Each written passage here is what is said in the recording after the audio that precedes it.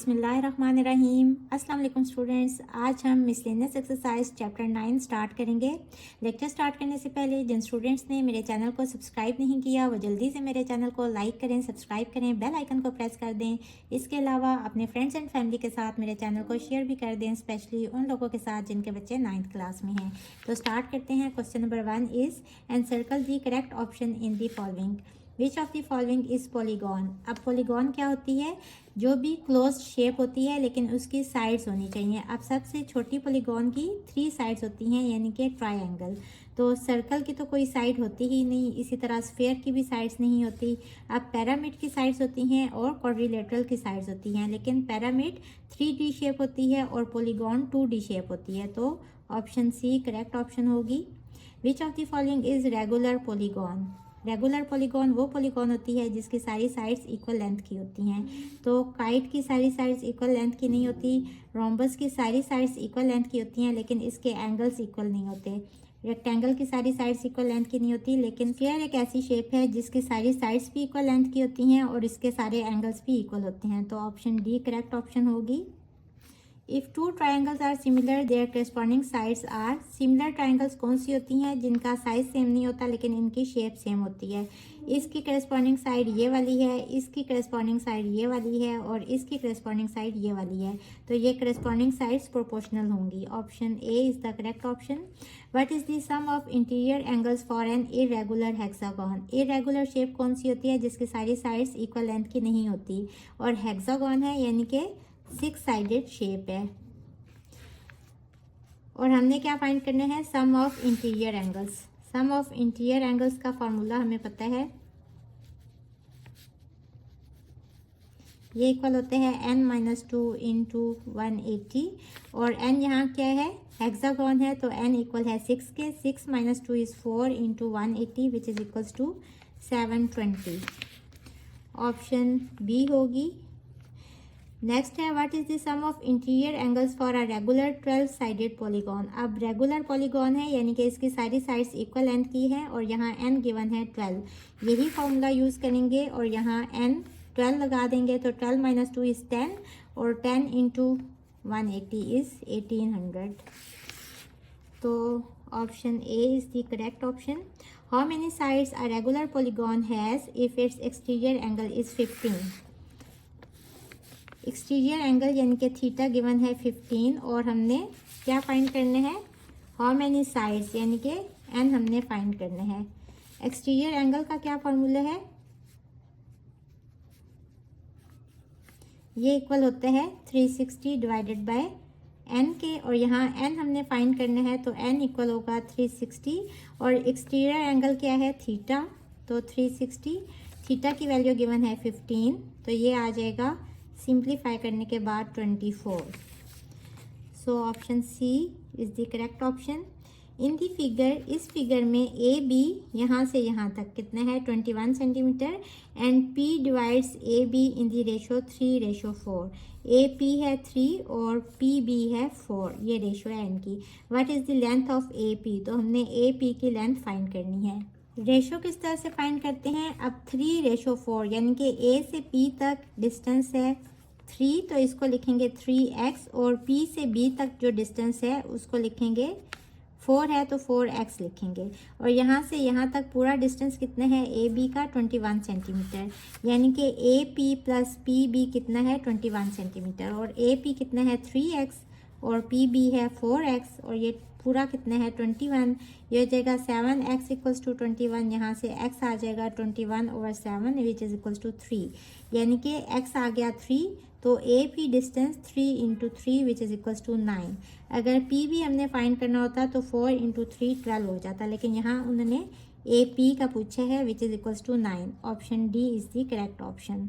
Next part है in the figure. इस figure में ए और B equals to C over D, which one is true. तो D E parallel होगा B C के। ये पेज नंबर 195 पे की फैक्ट है। सपोज आप कोई और ट्राइंगल ले लें, आपको समझाने के लिए बता रही हूँ, और इसको कोई भी नाम दे लें ए बी सी और एक और लाइन ले लें इस तरह से जो कि बी सी के पैरेलल है और इसको सपोज कह लें डी ई। तो अगर A D over D B ये वाली रेशो इक्वल होगी ए ई ओवर ई सी के।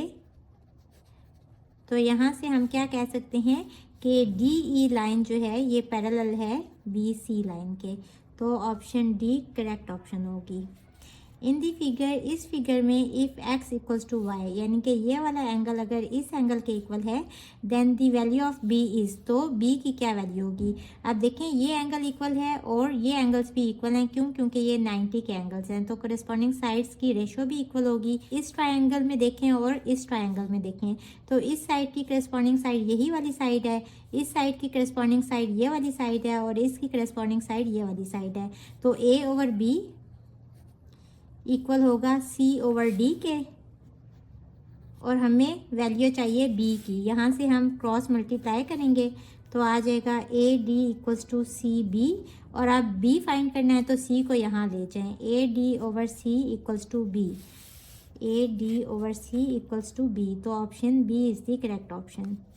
इन दी फिगर, इस फिगर में ट्राइंगल ए बी सी ये इक्विलेटरल ट्राइंगल है एंड डी ई इक्वल है, पैरेलल है बी सी के।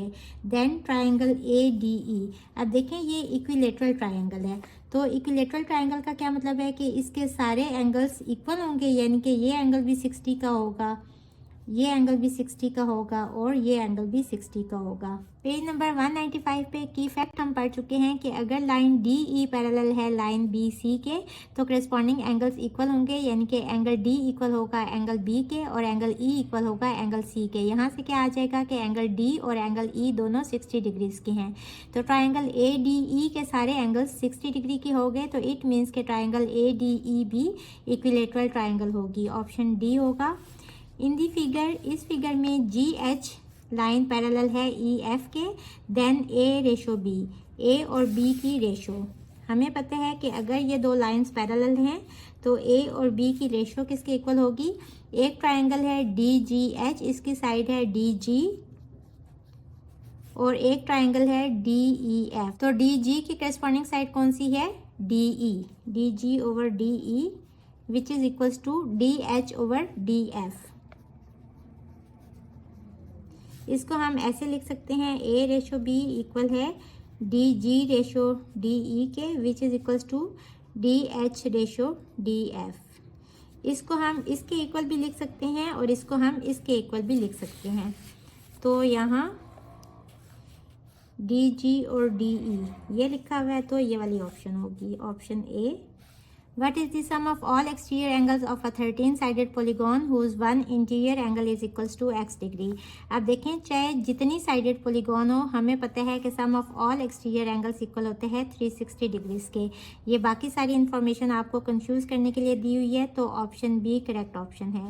विच polygon has both its interior and exterior angles the same? तो स्क्वायर एक ऐसी पॉलीगॉन है जिसके एक्सटीरियर एंगल्स और इंटीरियर एंगल्स सेम होते हैं।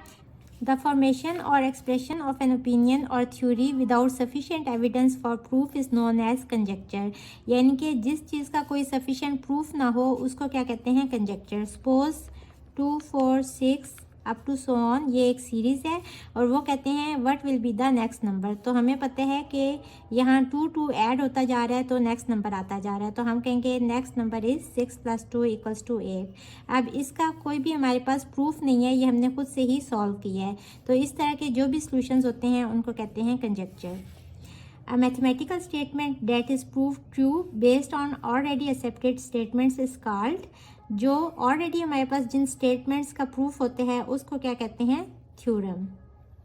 A mathematical statement that is assumed to be true without proof, ऐसी स्टेटमेंट जो कि हमें पता है कि वो ट्रू ही है उसको क्या कहते हैं, एक्सियम। जैसे हम कहते हैं कि 1 इक्वल है 1 के, इसका किसी को भी प्रूफ नहीं चाहिए तो इसको हम कहेंगे axiom. 2 solids with equal ratios of corresponding linear measures, कोई भी 2 सॉलिड्स हैं और उनकी करस्पॉन्डिंग साइड्स की रेशियो वो क्या होगी, similar. Option A correct option होगी। Question number 2 is find the exterior angle of a polygon with 6 sides. N कितना है, 6, और हमने एक्सटीरियर एंगल फाइंड करना है। एक्सटीरियर एंगल का फार्मूला है, ये इक्वल होता है 360 डिवाइडेड बाय एन। एन है 6, सिंप्लीफाई करेंगे 6 6 36 और 0, तो एक्सटीरियर एंगल इक्वल आ गया 60 डिग्रीज के। ये इसका आंसर होगा। Next question is it possible to have a polygon in which sum of interior angles is 9 right angles. हमें पता है कि sum of all interior angles ये इक्वल होता है n-2 इंटू 180 और 9 राइट एंगल्स हैं यानी कि 9 इंटू 90। ये होगा sum of all interior angles. n हमने फाइंड करने हैं कि कितनी साइड्स की ये पॉलीगॉन ड्रॉ होगी। 9 इंटू 9 इज़ 81, तो 8 10 equals to 180 n-2 into 180 is 360। ये 360 इधर आएगा तो ऐड हो जाएगा 1170 इक्वल्स टू 180 n इक्वल आ जाएगा 1170 डिवाइडेड बाय 180। इसको सिंप्लीफाई करेंगे तो n इक्वल आ जाएगा 6.5 के। अब देखें क्या ये पॉसिबल है कि कोई पॉलीगॉन उसकी ऐसी 6.5 साइड्स हों। 6 साइड्स हो सकती हैं, 7 साइड्स हो सकती हैं, लेकिन 6.5 साइड्स नहीं हो सकती। तो हम कहेंगे no, it is not possible to have a polygon in which sum of interior angles is 9 right angles। वैसे भी आप देखें कि राइट एंगल्स सिर्फ स्क्वायर शेप के ही सारे राइट एंगल्स होते हैं, तो ये भी एक पॉलीगॉन है और एक पॉलीगॉन में अगर सारे राइट एंगल्स हैं तो वो एक स्क्वायर शेप ही होगी, यानी कि मैक्सिमम कितने राइट एंगल्स ड्रॉ हो सकते हैं 4। तो ये पॉसिबल नहीं है कि ऐसी पॉलीगॉन ड्रॉ करें जिसके 9 राइट एंगल्स बन सकें। होपफुली बच्चों आपको आज के लेक्चर की समझ आ गई होगी। अगर आप मेरे चैनल पर नए हैं तो मेरी वीडियोस को लाइक करें, सब्सक्राइब करें, बेल आइकन को प्रेस कर दें। इसके साथ ही मुझे दें इजाज़त। अल्लाह हाफिज़।